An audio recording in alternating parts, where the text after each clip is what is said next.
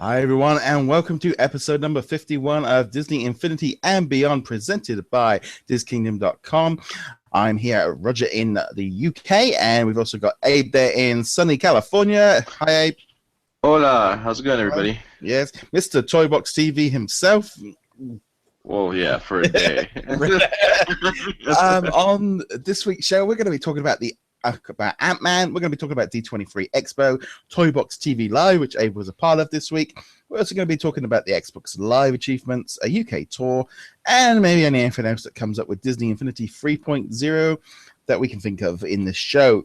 Okay, Abe, so how has your weekend been?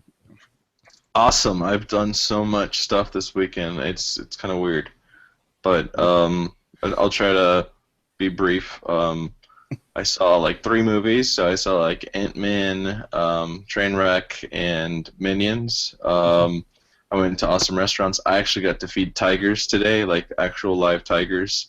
We went to a wild animal sanctuary, and it was so cool. I went wine tasting. So I mean, I did a lot of stuff this weekend. How about you? How can I went wine tasting and fed tigers for? I know, right? I want somebody to ask me. I just went to work. I want somebody to ask me this week. Oh, how's your weekend? Oh, it was cool. It was nothing out of the ordinary. Just fed tigers and wine tasting. That's all.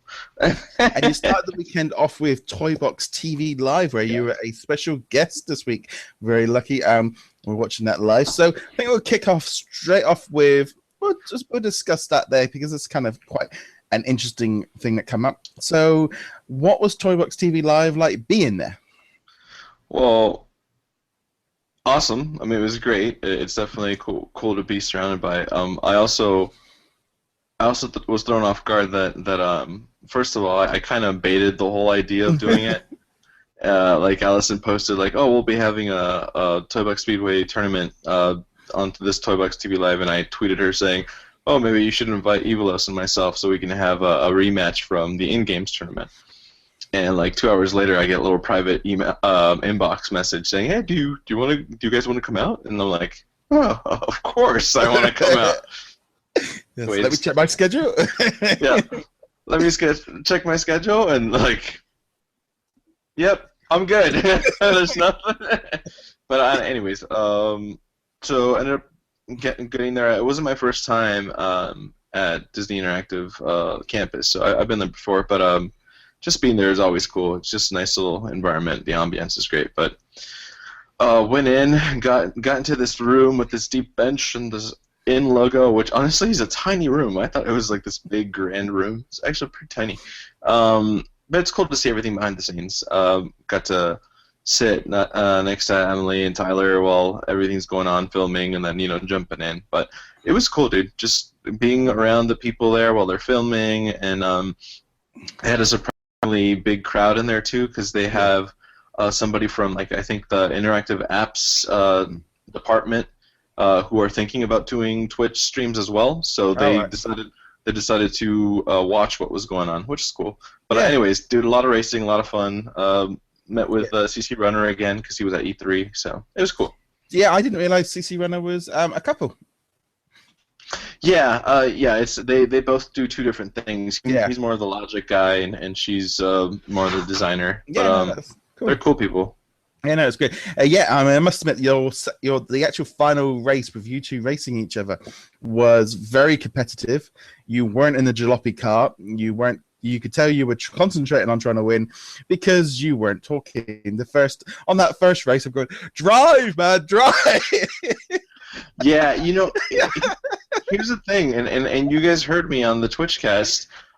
When I went to San Diego Comic-Con, they had this little tournament every day where if you got the best time, you could win something for each race. And the guy who was running that part told me that, when you're inside the Speedway, it doesn't matter what vehicle you drive. It doesn't matter what person you are. Everybody's the same speed. So I was like, oh, okay, cool. So I took that to heart when I went on Friday, and I'm like, oh, okay, I'll represent Mickey and his jalopy. Like, nope, that did not help at all. But you saw in the second race, I can race. I could totally race on this game, but But Yeah, yeah, no, it was yeah. cool. It was a lot of fun. Well, I was watching because I was watching live on Twitch, and Tyler was like, "Hey, what are you doing? You could. Yeah, I told you to practice." Oh no, trust me, I can drive. It's just Mickey's Jalopy had a few miles on it, so Yeah, it was funny. No, I thought that was good because it was just like you could really tell the difference between that your first race and the second race. There was like, oh, big yeah, difference. I want those power discs. Well, it was just that though. I mean, there was a big difference between the carts. Definitely a way big difference. And honestly, that was the first time I ever got to see and race on the San Francisco track, and it was awesome. I loved it. But those microbots will kill you. You got to be careful. Yeah, because I mean, I know when we've had races and stuff online as well. Because I know it's like, use Black Widow's cycle. That's the fastest thing I've found. Yeah. But yeah, I mean, the actual races, we saw quite a lot of footage. We saw, I think it was 5 or 6 of the tracks. I actually thought, because it wasn't so much just the fact of obviously you being on the show made it a little bit more interesting for me, but also I think having that competitive thing and just seeing it in action, they just got straight into the gameplay.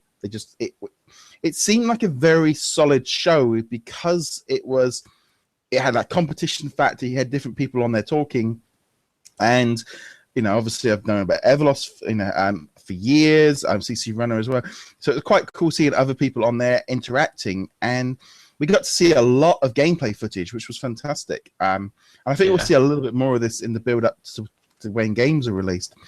Because I think if they've got a much more longer spread-out release launch this year, we're going to see a little bit more of this between each go. But lots of racetracks. And I noticed there was a Gravity Falls racetrack as well. Oh yeah, there's plenty of racetracks. There's many that they don't want us to see because obviously they want to save some for release. But there's also another things that you guys have to realize, that it's not just battle racing. There's also time racing. There's also there's another types of classes. Like you can actually raise the classes of your carts too, so it could be more difficult if you want it to. That game has a lot. So. Yeah, I mean, I saw that because I saw the screen come up and it said like 50cc, 100cc, 200cc, and you just need a little plumber to run for at that point. But it definitely that Speedway, it literally is just starting to feel like it is a kart racing game of its own. They've really ramped it up with all the different tracks. Yeah, for some reason, I kind of almost feel like it's like its own playset. To be honest with you, it's like it's like that caliber type of thing because you have that many hours of gameplay, but because this is, first of all, you can use every character. The fact that it's races, I mean, you're going to be playing this game for hours. I mean, way more than just the playset. So it was a lot of fun, regardless. And also because it's a Toy Box expansion game, I think it's playable online against each other. So that I think they've introduced a new quick arcade battle mode where you're just going to be able to literally just find somebody instantly. You don't have to be friends with them first or something like that. I think so. I mean, I wasn't able to explore that as much. But, no. Yeah. But no, the actual racing looked really cool. Lots of different tracks representing lots of different franchises that we've seen, but we haven't seen that many places for. Frozen, Nightmare Before Christmas, Monsters Inc., Big Hero 6. So it's a nice wide selection. Yeah, and then we've seen, obviously, from Game Informer, there's a Tatooine one. Guardians of the Galaxy. Guardians of the Galaxy, and like you said, Gravity Falls. There's still quite a few more that I can't remember. So there's plenty. I'm going to be excited for that. So but anyways, Toybox TV was a lot of fun, and playing for those power discs, and we all got them obviously because they're nice. But it's nice to actually have these in hand and ready to go. I do like the fact that they're also not telling us about these power discs as much. Like we only know about 12, so yeah, it's awesome. It just shows you that there's so much more that we don't know about, and once we get closer to D23, hopefully they'll reveal more. Yeah, I mean, it's this kind of thing of us. I do wonder, when people can get into those Hall of Heroes, you start seeing the power discs and the figures and stuff. Because I still think there's a lot to announce. I think, but we'll talk about that with the D23 later. But yeah, I've got the feeling that this is the thing with this Toybox TV Live. They've got that little bit more information with these different power discs. If there's a new power disc set coming out in a week or two's time, they can literally show them off on Toybox TV Live in a little bit more detail. and before launch to get people excited. I think it's a good thing. And also now they put these things onto YouTube as well. Helps. So anything else you want to add on your Toy Box TV live experience? No, I mean, other than the fact that the people there are amazing, you know, us who play this game, you guys have to be thankful for, I mean, you know, we can always be demanding about, oh, we want this in the game, oh, we want that, and we get a little upset, but to tell you the truth, these people really work hard every day, and they're very generous, and to actually spend time with these people and get to know them a little bit, you guys can understand these people really are fighting hard for us. So be thankful for them. If you ever watch Toybox TV Live, just send them a nice message and just thank them for what they do. So yes, no, it's cool, and it's just one of those things. I think having that interaction with them, being able to, you know, it does make the game different. It makes it different than any other thing, you know, you tend to find with video games where, you know, you don't normally have this much access to the people making it and being that much fun and being interactive. So no, that's great.